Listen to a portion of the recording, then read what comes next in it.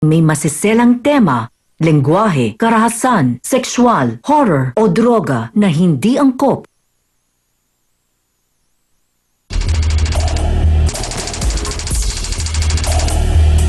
Ngayong umaga, babaeng manikyurista, hindi lang kuko, kundi puso ang gustong iserbisyo, pero siya rin mismo ang naeskandalo at naperwisyo. Inaasahan ko yung trabaho niya. Kasalanan ko bang nawalan siya ng trabaho? Kaya pa ba niyang ipagpatuloy ang nahudlot na pagtitinginan? O ipaubaya na lang ang lalaki sa karibal niyang palaban? Nawalan na rin ako ng trabaho. Hindi tutuluyan ko ng agapin sa... Natin at pag-usapan dito lang sa nag-iisang Barangay Hall on Air ng mundo. Face to Face! Sausawero, Sausawera! Let's get ready for Sausawer!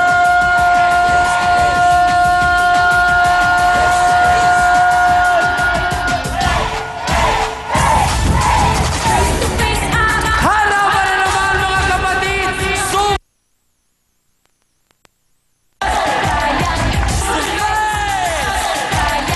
Sa bula, sa puti!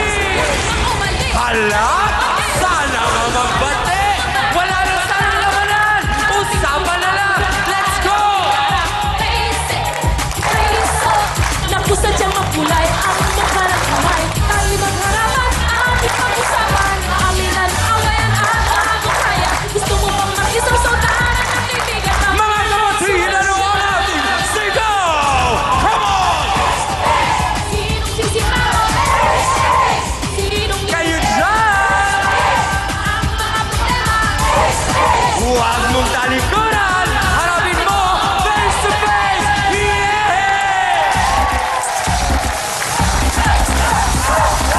At ngayon, eto na ang First Lady ng nag-iisang Barangay Hall on Air! Ang pambansang kapitana, Chang Ami Perez! Maganda kayo lahat sa umaga, mga kapatid! Linis ng kuko with matching kilig sa puso ang tangi niyang serbisyo pero nabuking siya at nako, oh no, na iskandalo. Usapang parlor tayo ngayon, Hans. Hindi muna tayo makakapag-relax sa parlor ngayon dahil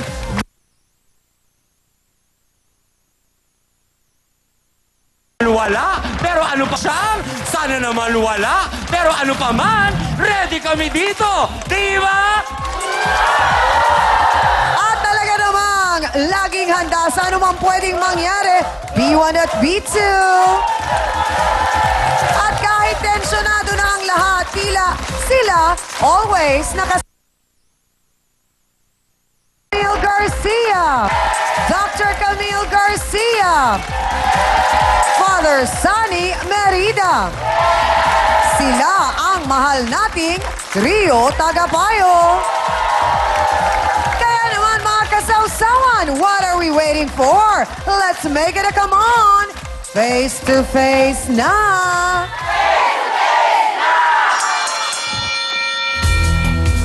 Hindi niya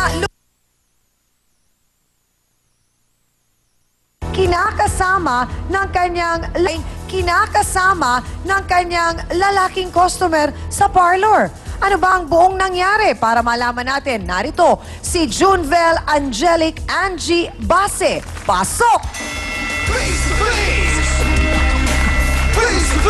Magandang umaga sa'yo, Ate Angie. Ikaw ay nagtatrabaho sa isang parlor bilang Manicurista po. manikurista. Ano itong sinasabing na iskandalo ka daw? Opo, yung asawa po ni Jokrix, siniskandalo ko sa parlor. Eh, hindi naman, bali hindi niya po alam Sino na... si Jo Chris? Bali, ang kwento po niyan kasi, yung nag-iskandalo po doon, yung asawa nung Jokrix, na minsan naging customer ko na... Minsan lang o lagi mong Hindi, customer? nung bago pa lang po, pa lang Okay. po. Naging customer ko po siya na nagpalinis po sa akin, kumbaga nilinisan ko po siya. Tapos, medyo nakrasyan ko rin kasi may tsura naman. Kumbaga, niloko-loko ko. Kumbaga, Na-crush sinabi ko sa kanya na ang cute mo naman, gano'n. Kumbaga, palibasa kasi sa parlor. O, kailangan konting Oo, para boka. medyo bumalik-balik yung Opo. customer. Eh, totoo sige. naman talaga kit naman para sa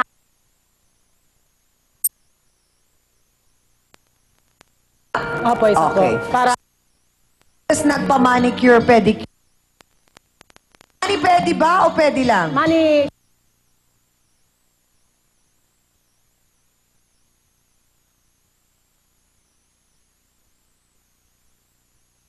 Oy, bakit? Teka muna, baka naman nililibre mo. One time po, libre ko siya. Bakit mo nasabing crush mo siya, Angie? Sa kanya. Wala, parang nakita ko sa kanya, nakita ko sa mukha. Tapos, Hindi, pero pag sinabi mong crush, di ba? Kita sa kanya yung nagustuhan Yung mata mo. niya. Mata, bakit? Sinong ka? para sa akin, Piolo. Wow! Sausawera at sausawera. Gusto tuloy makita ka agad to. Crush mo din Mas siya. po talaga. Crush mo din. Bakit? Sino ba unang nagparamdam? Crush? Hindi, kasi ganito parang po high yun. school, oh. Hindi po kasi ganito po yun. Nung pumunta po siya nung December 20 sa parlor, nagkakupit po siya dun sa isang kasama namin bakla. Binuboka-boka rin siya ng baklang time na yun. Nakijoin na rin ako sa kanya. Sabi ko, Tapos nung nag-usap-usap kayo, mga nakailang beses din po siyang pabalik. Tapos na po yung araw na yon, mga nakailang beses din po siyang pabalik-balik. Kumbaga parang nagparamdam so din talaga sa akin. sinabihan mo siya na cute siya. Oo, sinabihan ko talaga siyang Anong cute siya. sagot sa'yo? Sabi niya, paano yan, may asawa na ako. Sabi niya gano'n. Sabi ko, Oo. wala nang problema, di ka naman siguro kasal. Niloloko ko lang siya. Kumbaga, pabiro mo lang naman sa akin yun. So hanggang dumating ang isang araw, Tapos- Jan. Tapos yun po. Sino kita kanina, halos mangiyak-ngiyak ka nung ikinukwento mo. Tapos nung biglang pinag-usapan natin si Jo Chris, napangiti ka at kinilig ka. Ngayon, mukhang apektado ka sa ginawa nitong asawa nga ba o kinakasama? Kinakasama po. Okay, anong sinabi nung nagpunta sa parlor? Bali, hindi niya, nung time na sumugod po siya dun sa parlor, tinatanong nga niya kung sino daw yung lumalandi sa asawa niya. Hindi ko naman sinabing na ako yung kasi magagalit yung amo namin dahil iba po kasi ugali ng amo namin eh. Pero kung wala yung may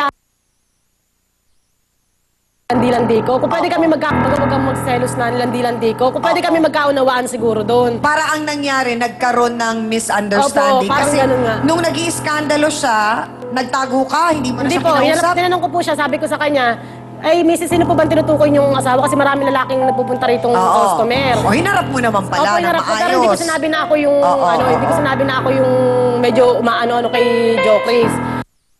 Jo Chris, ganun, nag-i-step ng gulo, kumbaga parang karoon na nga ng gulo, kumbaga parang, tapos nung yung pagwawala niya, yung kinausap po kami ng may-ari kinabukasan, sabi sa amin, ayaw po niya kasing nai-skandalo yung, yung time na yung dami customer nun okay. eh. Ayaw po niya nai-skandalo yung gano'n. So sa makatuwid, hindi nalaman nung kinakasama ni Jo Chris na ikaw yon. Opo. Bakit hindi ka nagpakilala at mas pinili mo na lang na parang tumahimik na lang? Eh, nandun po kasi yung amo namin. Magagalit pero po kung kasi. wala, Kung wala, pwede ko pa siyang kausapin. Sabihin ko na- aaminin mo. Anong sasabihin Hindi. mo? Sasabihin ko lang sa kanya na huwag kang huwag kang mag-alala dahil wala naman kami ni Jokers. Oo. Diba? Kung ano man yung mga balitang nakakarating sa'yo, hindi totoo yun. So kumbaga parang nagkaroon lang kayo ng kilig moments ni Jo Chris. yung crush-crush lang naman yun eh. Oo.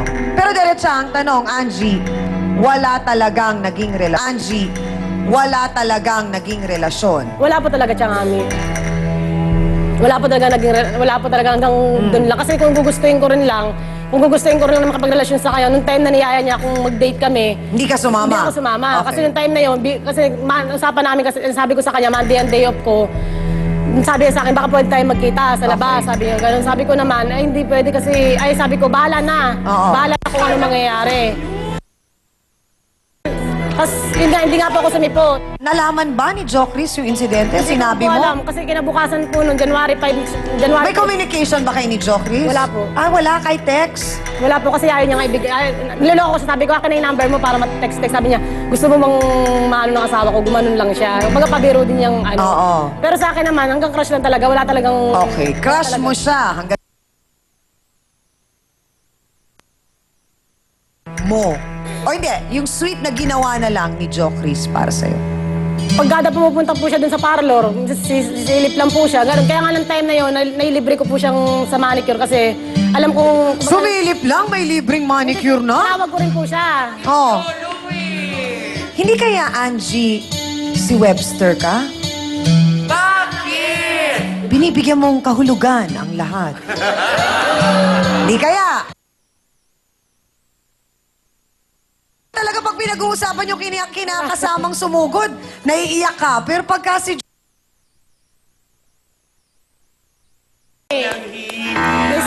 May skandalo kami. Oh. Iningat-ingatan ko yung trabaho ko yun para, dahil, ilang taon na rin ako dun sa trabaho ko, ininingatan Oo. ko yung trabaho ko dun. Tapos, Bakit? mag-birthday ko. Matapos yung iskandalo na yon, meron bang mas malala pang nangyari? Hindi, tinanggalan nga po kami ng amo namin. Kasi nagsumbong yung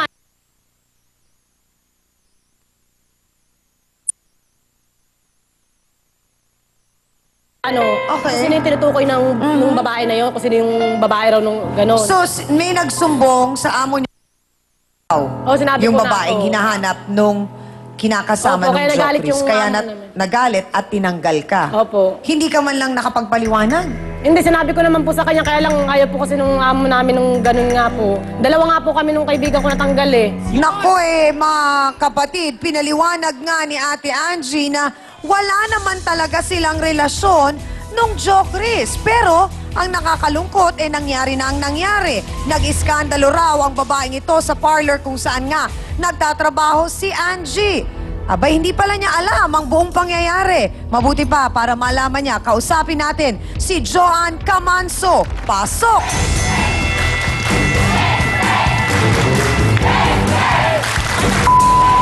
Joanne, sandali lang! Sandali lang! Oh no! Ako pala!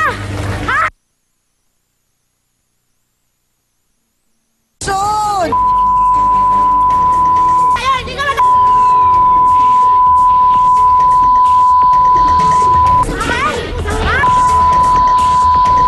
Joanne, pinaliwanag ni Angie, wala naman daw naging wala naman daw naging relasyon. Masyado ko kasing nagel! Yun ang sinusumpong sa akin ni Jokris.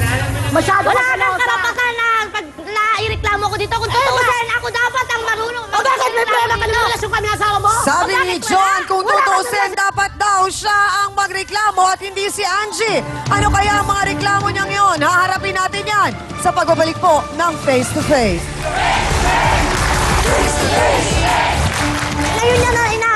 Tutong magpe-face to face na kami. Ngayon niya na Sana nga inamin. pinatawa ko na lang eh. Sinabi niya sa akin. Sana nga Sinabi niya sa kami akin. ng Sinabi niya na magkakasama ano? ko eh. Tapos doon, nangyayaya daw siya ng asawa ko magmotel. Ha? Ha? Tapos Hindi, sinasabi ang tanong ko, Joanne, anong Lupit. inamin sa'yo ni Jokris? na